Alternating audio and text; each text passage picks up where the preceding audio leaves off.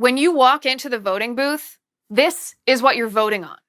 Nearly a dozen people were shot in Philadelphia in one night, and several dozen police officers were injured, including, by the way, a female cop who was rammed with a car that broke her leg. As Black Lives Matter rioters tore up the city, throwing bricks, starting fires, and looting stores. What prompted such hideous violence, you might ask? This.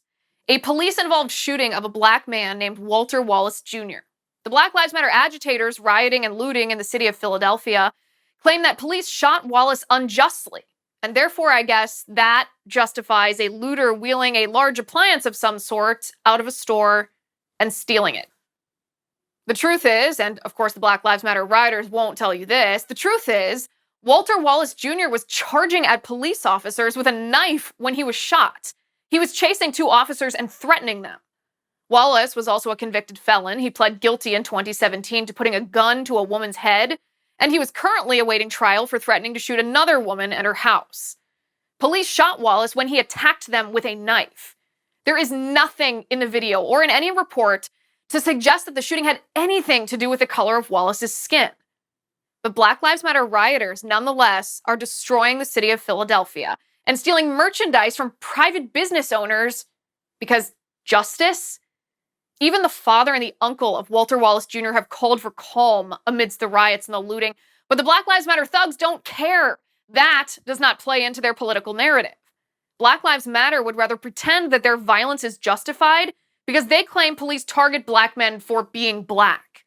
And it's not just Black Lives Matter. The Democrats peddle this false narrative too, all the way to the top. Joe Biden himself tweeted, and I quote, "Our hearts are broken for the family of Walter Wallace Jr. and for all those suffering the emotional weight of learning about another black life in America lost. Walter's life mattered." True, Walter Wallace Jr.'s life did matter. But what about the lives of the women Wallace attacked and threatened to shoot? What about the lives of the police officers Wallace threatened? Do their lives matter? Apparently not to Black Lives Matter. Black Lives Matter would rather peddle false narratives about police and about race. But let's look at the facts.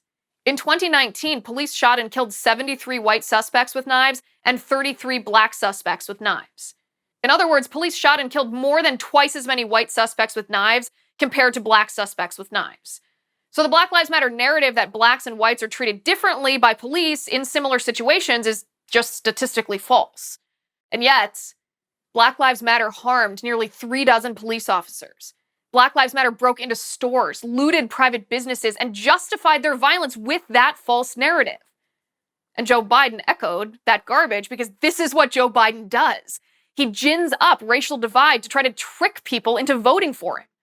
Biden peddled false racial narratives in Ferguson about Michael Brown, about Trayvon Martin, about President Trump in Charlottesville, and now in Philadelphia about Walter Wallace Jr. This is what Joe Biden does. This is what you're voting on. Do you want a president like Donald Trump who maintains law and order, who keeps cities and businesses and neighborhoods safe, who defends law enforcement officers who are just doing their job? Or do you want a president like Joe Biden who sides with rioters and thugs and looters, agitators, and convicted felons attacking cops, who abandons law enforcement and demonizes police and incites racial divide, all to try to gin up votes? That is your choice this election. Choose your president wisely.